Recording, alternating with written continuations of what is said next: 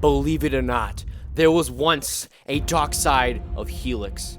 Back when I first started YouTube, I was a self-acclaimed clickbaiter. Oh my, would you believe it? Okay, on a more serious note, if you come from the Bloody Razer video, POG video, then this is the right place for you, because in this video, I'm gonna go over some of your comments regarding my custom mod, and I'm gonna go over some of my, sketchy DeathAdder drag clicking videos that I first uploaded to my channel. And you best believe I'm gonna be debunking the crap out of my old videos because they are so fake. Also, we are currently en road to high pixel YouTubing. If you want to support my dream, go and hit that subscribe button below if you haven't already. Road to 30k subs. Let's do it. Around 5 months ago, I uploaded my first ever video to this channel. It was called the Razer DeathAdder V2 mod or whatever. And I was basically claiming that I could drag click 44 CPS by putting a freaking piece of paper inside of the mouse switch and somehow making it drag click. It was blatantly fake, but people actually believed it. At that time, I was about 22 subscribers, mostly just me and my family and friends. So I was basically a non at the time, and I wanted to do anything to get views. So I decided to resort to the ultimate method of getting views: clickbaiting and making fake videos. Of course, I didn't forget to blast Shotgun Raid's music, because lol, funny, loud Shotgun Raid music, lol, hilarious, comedy. And the fake drag click I did in the video was abominable. That thing was so fake. Like, look at this. Huh? Yeah? That's legit. Definitely.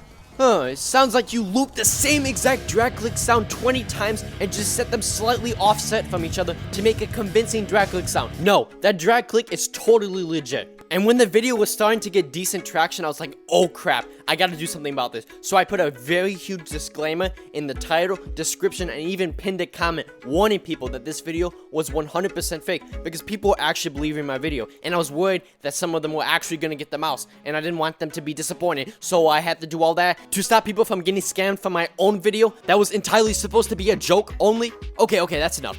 The reason why I bring this up in this video is that I find it hilarious that I actually made a drag clicking DeathAdder V2 modification to the mouse 5 months later, because this is like the biggest comeback ever.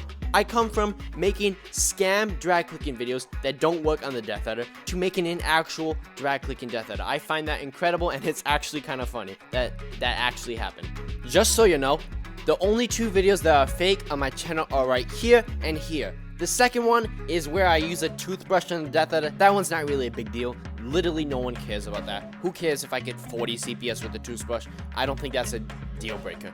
Now let's move on to the second part of this video, responding to your comments, concerns, and questions about my Bloody Razer mod. To start off, one of the most common reoccurring questions that I noticed in the comments section of my Bloody Razer video was, hey, Helix, why didn't you just replace the switches of the DeathAdder? Well, guess what? It will do absolutely nothing.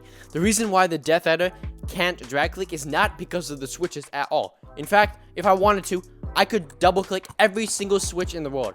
It's pretty easy. But the problem is registering that double click. The Razer software has a limit. It has a debounce timer. No matter what you tell me, I will guarantee you that Razer software has a debounce timer. Because if I try to double click a Razer switch, I can feel a double click. But guess what? It's not being registered because the Razer software is trash and it has unadjustable debounce time. In fact, if you want a great video explaining why switches mean absolutely nothing when it comes to double clicking or drag clicking, go and check out my mechanical versus optical switches video, because I explain it really well over there. Think about it. There's nothing special about a switch. A switch produces an on and off signal after all. However, what is done with that signal information is dictated by the software of the mouse and the circuit board. Therefore, replacing the switches would be pointless. End of question. Moving on. Second question. Helix, why'd you change the DeathAdder sensor? Why'd you leave in the Bloody A71? Well, the reason why I did that is because the Bloody A70 uses a specific sensor, the Bloody A70 sensor. You can't just swap sensors between mice seamlessly. For example, the Bloody software is designed to read inputs from a very specific sensor. In addition, it's designed to read inputs from a 3500 DPI sensor. It's not designed to read outputs from a 20,000 DPI Razer sensor designed specifically for the Razer PCB.